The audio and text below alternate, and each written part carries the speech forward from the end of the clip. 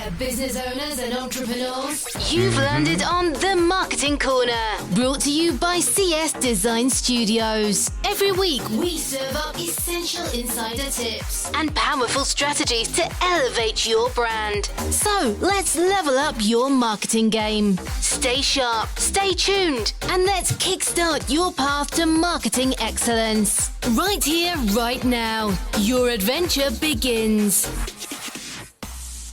What do you think, Danny? That's hot. That's hot, isn't it? Yeah, that's sharp. Yeah. Welcome to the CS Design Studios Marketing Corner. We were all waiting in anticipation for Danny to hear that. It was cool, huh?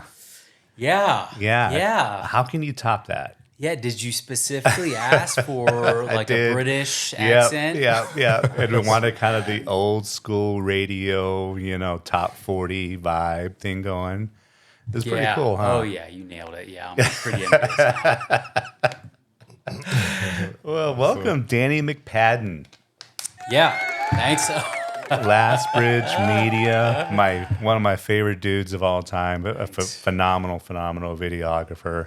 I'm going to let a little bit of the cat out of the bag. Every year, we have an annual dinner, and we had our 3rd-year anniversary last year, you, me, and a couple of our closest buds. Mm-hmm. We lock ourselves in the Arizona boardroom and Arizona stands, and we just kind of hang out, eat burgers. I think we had a couple of beers. Oh yeah. Yeah. Yeah. No, you just kind of like freestyle and let it rip and see where it takes you. Those conversations are priceless.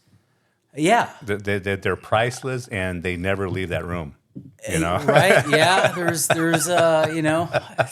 it's a safe space. But we cover every single topic. We do. We covered everything from baseball to emus. Coyotes. Yeah. Interesting. It was good stuff. Cars, all the dude stuff. Yeah. Right. Yeah. Right. So it's my annual retreat to kind of let my hair down with you guys and just, say thanks for your friendship, and just, it's a good time. It's a good time. Well, we do have to move it back to February next year. Uh-huh. So one of the participants cannot, give the excuse of a dry January. Oh, okay. Well, it's a shame that it's once a year. I think that should be like at least twice a year. Okay. All right. Maybe the summertime. Maybe a summertime retreat. Okay. All right. Let's do it. Okay. Let's do it. So, how you been? Tell us a little bit about Last Bridge Media, Danny. We should be talking marketing on the marketing show anyway. Yeah. Okay. So Last Bridge Media is a video production business that I started 7-8 years ago. Mm-hmm. And the focus was, small business advertising. Mm-hmm. And that kind of led to bigger and bigger projects. So I still do a lot of business advertising videos, but I've also expanded that into documentaries, everything from like YouTube series type documentaries to documentaries that are going to go on PBS. Yeah. So it's taken me all over the world. Mm-hmm. Europe. I've done a lot of stuff in Mexico. Been to Finland a few times now. That's cool. Yeah. We got the real deal in studio, guys. I don't know if you guys realize this. We got the real deal in studio. Yeah, we sure do. Out of all the places you've been, what's been your favorite, and what project did you do there? Yeah. That's a good question. So I would say my favorite was probably going to Finland in the wintertime. And you're probably like, okay, well, what the hell is this guy smoking like Finland in the wintertime? But it was a unique experience because number one, like the documentary is focused on like why Finns are considered the happiest people in the world for like 6 years running now. Yeah. They do all kinds of like reports that the UN does actually, and study after study has shown them to be the happiest country in the world. Yeah. So it's pretty much, the documentary is pretty much a probe into that, trying to figure out why. Is it for real, or is it all just bogus? Like what's actually going on here? Are these people really that happy? Yeah, really. So we went over the wintertime, to see if that actually holds up, right? And especially in the wintertime when it's Right. like just dark, like 3 months out of the year. Is it there's totally dark? Is there a few hours of sunlight? I think so. When I went over there, it was late February, right? So it wasn't total darkness. Right. But there is a good chunk of Close to time it, where yeah. it is just Yeah. 24 hours of darkness. Wow. Right? Especially if you're up in northern Finland. Wow. So it was, it was cold. You're talking like below zero Wow. each day. We went up and we spent a lot of time in Lapland, which is kind of the northern province of Finland. And that is like, that's where you look at like a Christmas postcard, right? Like kind of that winter wonderland. It's Lapland. Wow. It's like feet upon Beautiful. feet of snow. Yeah. Everything's kind of like real rustic out there, just countryside. There's no big cities. It's all just like this majestic countryside. And so I got to see the Northern Lights, which was freaking awesome. Yeah. I did ice swimming. You pretty much get in like a free hole in a big, iced over lake, and you just hang out for a couple minutes. Wow.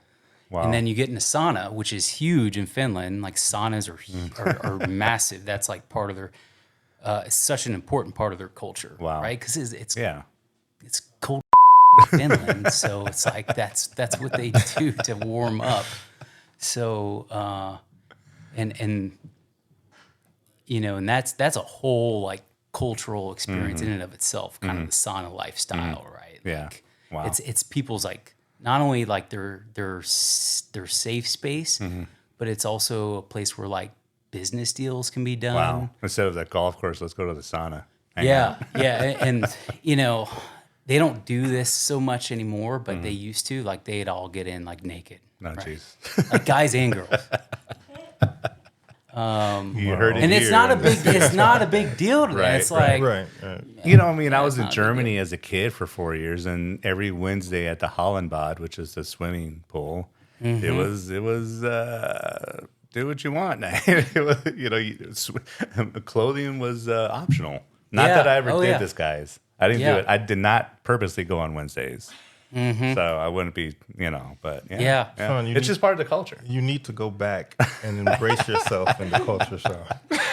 Oh no, it's okay. It's all right. So I'm getting to film all this stuff and enjoying the lifestyle. Right. Like so.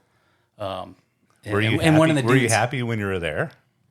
No, No? I wasn't. The No, man, happiness because didn't rub I off. was working the whole time, right? Oh, So okay, it's okay. and then plus the jet lag, and just it's a lot of hustling around, and carrying around big Right, gear, and, right. There's always problems like production problems each day. So there's a lot of stress from me. Yeah.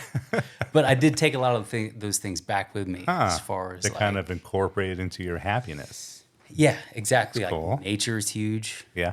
I mean, absolutely. that's a Yeah. big part of their lifestyle, like Yeah. getting out and doing Yeah. hikes and just like forest bathing is kind of a Right. popular term, right? Where you get out there and you just kind of absorb yourself in nature, or forest, or Yeah. whatever you have around you. Yeah. A dude actually convinced me to, we were going back and forth between like a cold, freezing lake and then the sauna, and he was Yeah. like, you gotta jump in naked, man. Oh, jeez. I was like, nah. He's like, what? He's like, no, you have to. He didn't film me, right? Oh, that's good. That's good. That's good. But I was like, oh, okay, well, I'm like gonna offend this guy. right. You don't want to go to a country and offend people. You had to oblige. Yeah. And all Yeah. right. Wow. Yeah. I didn't know that, Danny. Yeah. So we've been over there 3 times. You hadn't shared that story with our annual retreat. Yeah, no. I'm kind of glad yeah. you didn't, because you saved it for us. Yeah, that's Wow. right. Yeah. Yeah. So I've been over there 3 times, and it's kind of like a 3-part series. And each time we've gone over there, we've looked at something slightly different, but it all kind of stems back to like happiness. Different parts of the year, I'm assuming? Times of the year? Yeah. Like, the first time was like kind of everything all encompassing. The second time was just looking at quality of life during the winter time. Right. And then the third time is just focused on education. Wow. Cool. Yep. Wow. So Did you realize you were going to get that? No, but I'm glad I asked. Yeah, so it's the happiest country in the world is the title, and it's Nice. The first part 1 is supposed to go on PBS in March. Really? Oh, cool. Nice. Congratulations, man. Thanks, man. I appreciate it. So after March, it's going to be hard to book you again for one of our podcasts. We're going to have to go through your agent. Not a big deal yet. Not yet. I still got a ways to go. Yeah. So tell us a little bit about, because I've heard this story from you several times, but it's so fascinating how you got your start to your career with in the military. Yeah, I started off in the Army. I was in the Army for 8 years. In the last 5 years that I was in the Army, I was a psychological operations officer. So it's pretty much the propaganda wing of the U.S. military. Yeah. And a lot of people don't know that we have that. Most of it's like classified, right? Right. But I was in special operations. The psychological operations, which falls under the special operations component of the Army. So I got to work with like SEAL Team 6, Delta Force, Rangers, doing propaganda for kind of the best and brightest in the Army. Yeah. And it's very well funded. We have our PsyOps folks kind of inserted into countries all over the world. And the whole objective is to kind of steer the narrative. Yeah. Right? Kind of put ourselves in the best light possible and highlight all the things that our enemies are doing and make them look as bad as possible. Right. Yeah. And we have to, because a lot of other countries are doing that, and they're really good at it. So anyways, there was a lot of video production in that especially, and that's really how I learned to do it. And that's where I got started. Yeah, because your videos are amazing. You've done rap videos, you've done documentaries, you do a lot of marketing videos. I don't want to give away any of your secrets. You shared a few of your little, tweaks that you do with your editing that are fascinating. It's just these little micro, edits that he makes such a huge difference. I'm not going to ask for them on our podcast, but when you see other marketing videos, what are some of the common missteps that you believe that when you see a marketing video or a commercial? And, I've become a critic on videos now all because of what I've learned from you. Yeah. So when I see something on TV, I'm like, why do you like this, this, and this? But what is something like maybe the one or two, maybe three things that you see that are common missteps when producing a marketing video? Yeah. I think the top one is most of them are just too long. People think that they have to get everything in there. Right. And, well, it's and especially with social media, because you're not so much paying extra for a longer video like you would if it was being broadcast on TV. Right. A minute video is a lot more expensive than a 30-second slot on TV. Right. And people just aren't disciplined with what's the true message of the video, and what are kind of the supporting elements to support that main message. Yeah. So it's like you see people like rambling and a video going on for 2 or 3 minutes when really it could have been 30 seconds. So it's having the discipline of keeping it short. I think in video, there's the what's the term?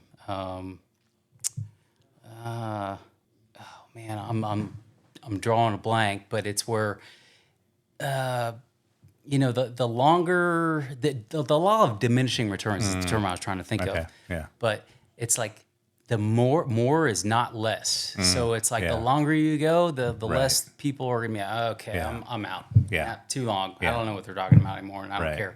Right. So you always have to think about what's the biggest bang for the buck for the length of this kind of video, and then having the discipline to keep it short, Right. keep the most important points, keep it Right. short. So yeah, I think that's number one, and then probably the second one is getting people to empathize with the character that's in that video, Yeah. or empathize with whatever the subject matter is in that video. If you can't get people to care, then Right. it's just not gonna work. Yeah. Yeah. So I'd say What about production wise? production. Yeah. I mean, lighting, wrong use of camera. I mean, do you see any common I think sound? Yeah, I mean, all those are huge. I think the one that people underlook the most is probably sound. I'm like a huge advocate of like sound is probably more important than visuals. Wow. Because sound, I think, is the most like primal form of storytelling. Okay. Long before TV, you had radio, and then before radio, you had like people kind of sitting around a campfire, just listening to stories being told. So I think people are much less forgiving with poor sound than they are with poor I think you're right. visuals. Yeah. The most, in the years I've done podcasts and, some videos and, stuff like this, I think I get the most, I don't want to call it negative feedback, but feedbacks, about the sound. Yep. So yeah, it's a good call. Yeah. Good call. Yeah. Yeah. So Aaron already kind of stole my second question here, and I already talked about that. I as you could tell in the intro, wait till you hear our outro. It's just as good, right? I like putting music underneath like short clips of videos. Yeah. Is that something? What do you think of like that aspect of some videos? Of just music in general? Yeah. Yeah, music's huge, and I take a long time to look for music. Sample through a lot of stuff, Right. to get it to pair right with the clip Yeah. or whatever the video is. Yeah. And sometimes I'll spend an entire day looking for a song because it's such an important character of that video. Yeah. And a lot of beginners, a lot of people in general, just kind of go with what seems right, and you can't go with what seems right. It's what feels right, right? So if it's a sad video, well, I'm gonna find and I'll use my wife as an example. She has an animal rescue, and she makes a lot of her own little like TikTok videos or Instagram videos, and so she would, if it's about like this poor struggling animal, you would naturally think like, well, we'll put sad music to go. Yeah, we'll put Sarah McLachlan on there. Somber Sarah McLachlan type music as she's like telling the story about this animal and trying to help. Yeah. And I'm like, maybe you can find something that's not somber. Totally put a different light on this and gives it a totally different feel. Yeah. And people are jaded with like sad animal videos. Yeah. Right? Like, here's another one, and it's got a sad song. I have to admit, when one of ththose comes on TV, I change the channel. Yeah, it's like, oh God, like I've seen thousands of these. I don't give a anymore about this, like, this sad video. Like, oh my, what a bummer. It's like a buzzkill. Come on, man. So it's like, just try to do something different that still captures like the essence of this animal, but put a totally different spin on it. Here's the biggest and that's question. what will capture people's attention. Here's the biggest question of the podcast. Does she listen to you? Yeah, she Okay. she does. And her first instinct is to not listen to me, usually. Yeah. That's what couples do. Right. So I normally don't tell her, like, you need to do this. But I'm like, I wonder what. And I kind of, like, loosely mention something and plant that seed, and then she'll think about it. Yeah. Being in marketing and sales, here's another method you could try, right? It's called the sandwich. Babe, your hair looks really nice today. Just want to, oh, and by the way, put some better music there. And you know what? I really like that sandwich you made for me earlier. That sandwich, you know what I mean? Just slip it in there, yeah. Compliment, slip it in, Yeah. then compliment again. It'll get done. That's a good technique. The sandwich technique. Compliment, criticism, compliment. Exactly. Okay. Exactly. That's great. I'm sure you want them to kind of blend in a little bit better than that, though. Yeah, of course. A little, maybe work on the transition. The transitions need to be. Maybe have some music in the background that's happy. Yeah. But yeah, no, that's awesome. music's huge. Oh man. You know, I always encourage Yeah. music. You know, Do you- it usually enhances a video. One thing when we've worked on a handful of videos, a handful of projects, I should say, right?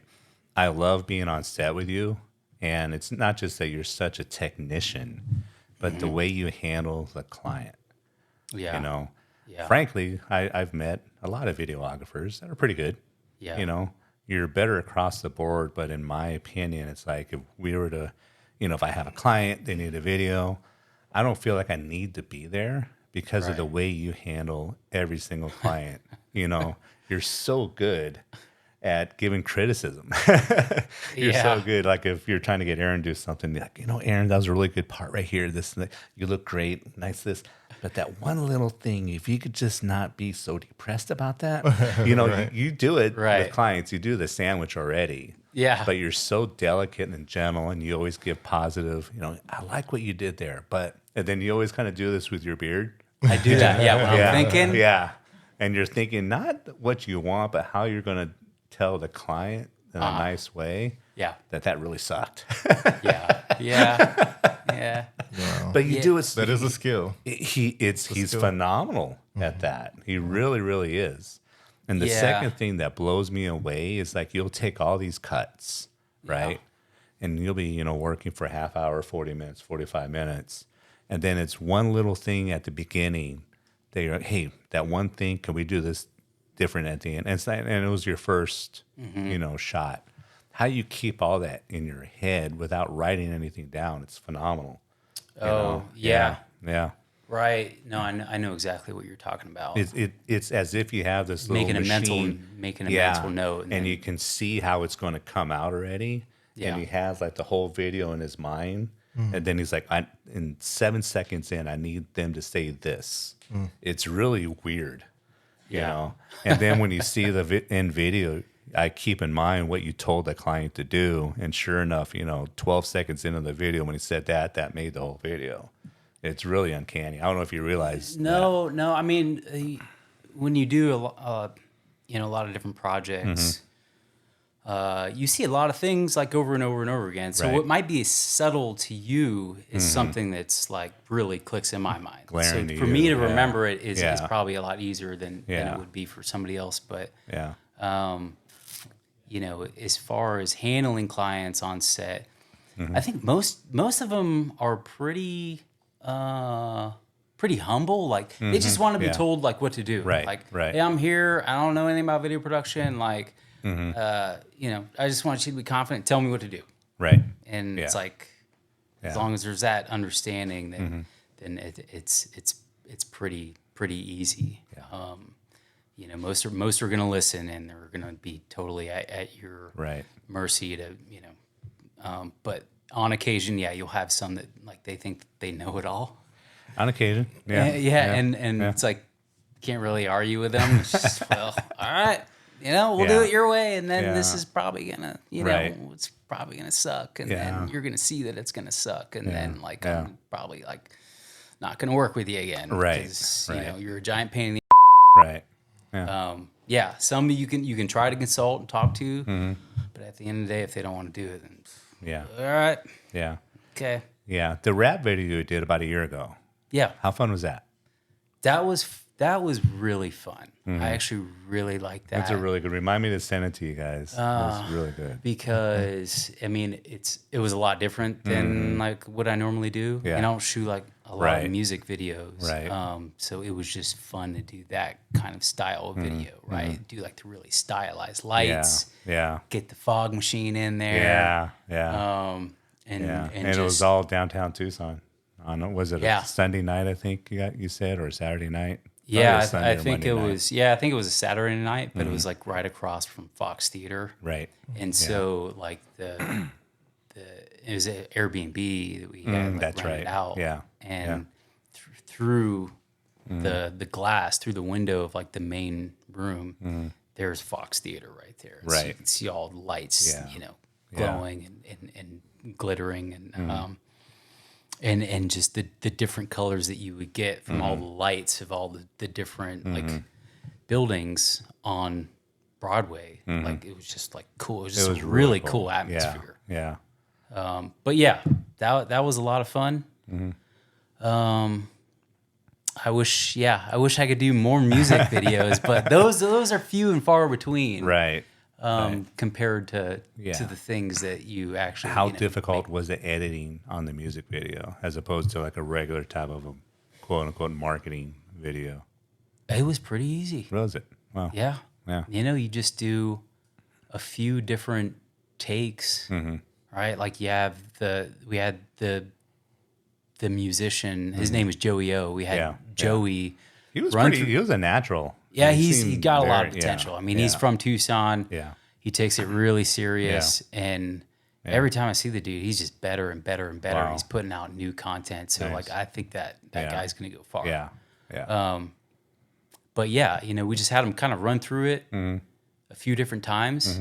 Each time would be kind of in slightly different location, doing something slightly different, and then you just take those and you stitch them all together. Right. And that's kind of a really like popular technique in a lot of rap videos. Yeah. right? Like hip hop Yeah. videos. Yeah. And you see him here, right, in this location, and then the next thing you cut and you see him here doing this other thing. Right. So that's kind of a tried and true technique. Yeah. Yeah. But it was fun. Yeah. Definitely fun. Yeah. Cool. Any questions there? Yeah. What? And I'm just based off what you said, I'm going to assume that I know the answer to this. But what is your favorite part of when you're doing a production? Is it the planning phase? Is it the actual recording phase, or is it post production? Yeah, that's a popular question, and I'll answer it like this.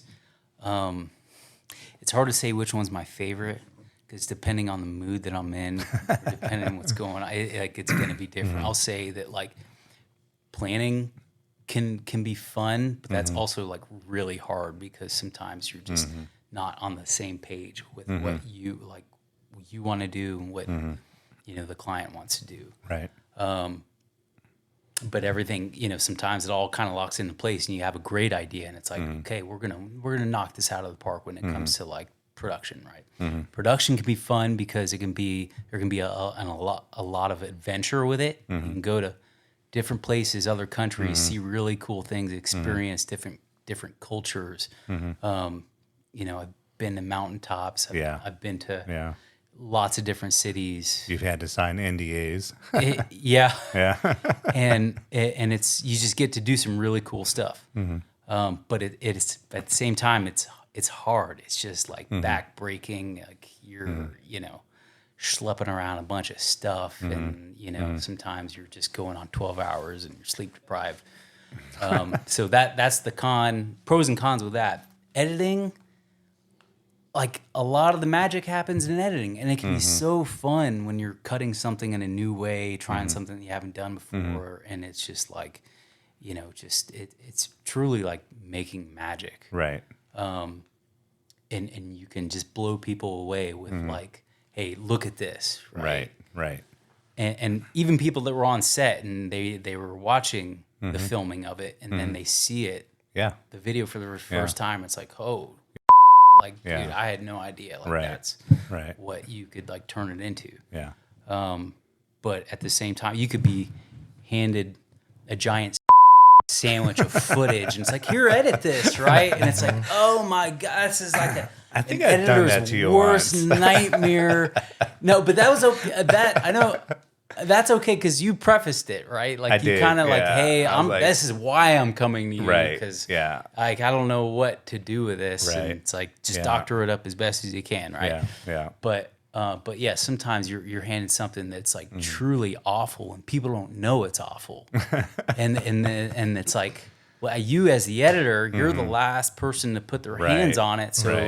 So then when they see it, and it's like, oh my god, like what's going? Like, what did you do to this? And it's like, dude, I'm just the editor. I edit. Hey man, Right. like crap going in is crap going out. Right. Okay, that's all I can say. Yeah. So editing can be fun because there's so much magic involved, right? But then at the same time, sometimes it's just like, oh my god, this is just a colossal mess, and I don't know what to do with this. Yeah. Is there any new software or AI tools available in videography now? Yeah, that's a good question. Out of like the 3 really video editing platforms, like the 3 most popular ones, Final Cut Pro, which is primarily like an Apple product. Then you have Adobe Premiere, right? Like the whole Adobe suite. And then you have DaVinci Resolve is another popular. Okay. Yeah. I will say the one that's probably most equipped with like groundbreaking AI tools is Adobe Premiere. I mean, the stuff that they've just come out with in the past year is amazing. Wow. Like I just went to an Adobe conference. Oh, wow. In LA, and it's each year they have this huge conference, and they kind of showcase like all their latest bells and whistles. And I was just like, I was floored with every new thing that they talk about. Yeah. Because like some of the stuff is, really popular one is audio enhance.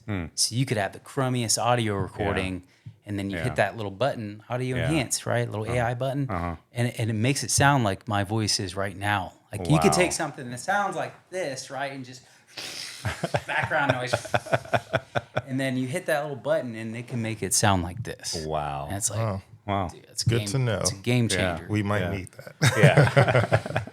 On several occasions. Yeah. I'm sorry. Really quickly, since we were talking about editing, what about when it comes to color grading, like the final product? Like, how do you know?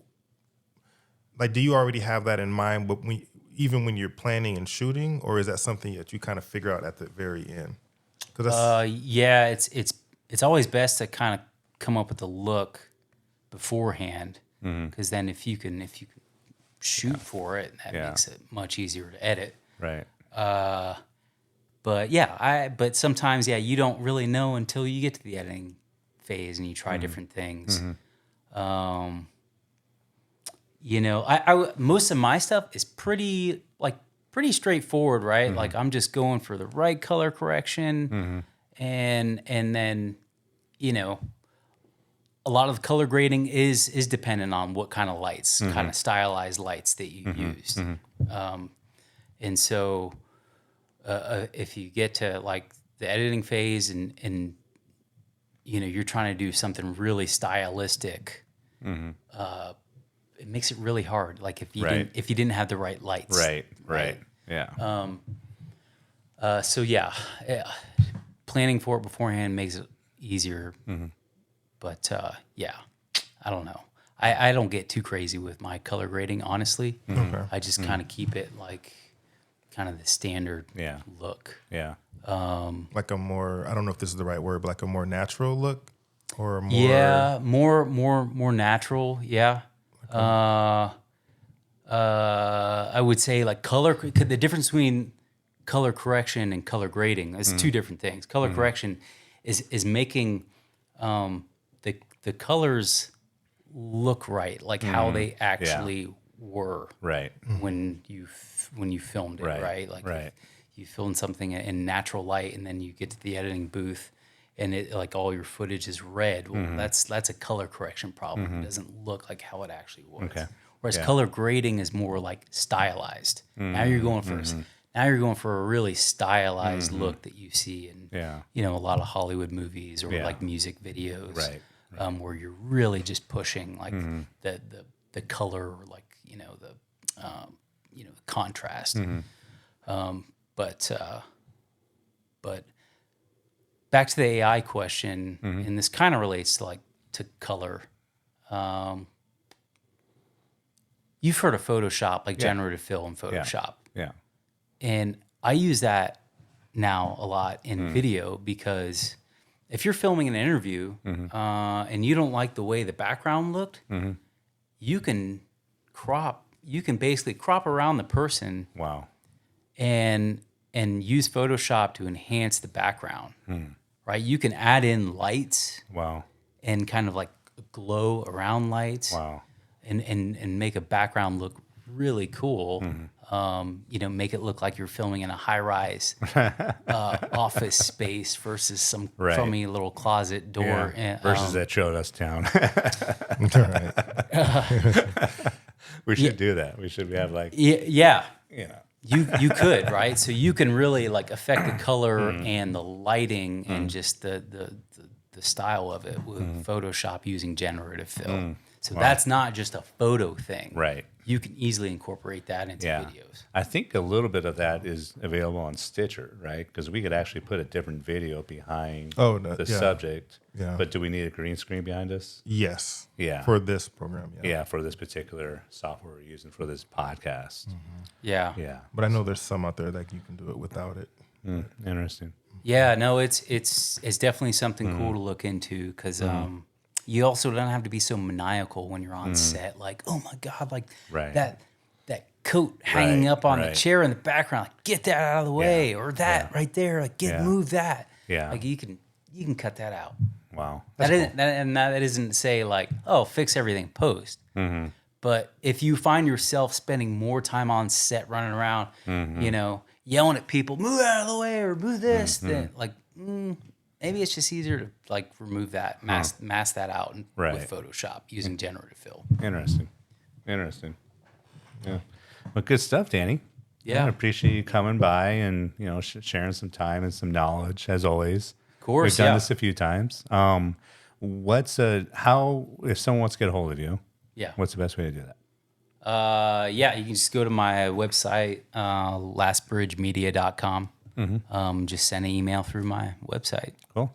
Yep. All right. Yep. All right. So thank you to Engineer Lily over there. And thank you, Aaron, for joining us as well. Thank you for having me. And again, thank you, Danny, for coming aboard. It was great. As always, I was looking forward to today. Yeah, appreciate it. It's always fun. Yeah. So, Lily, take us out.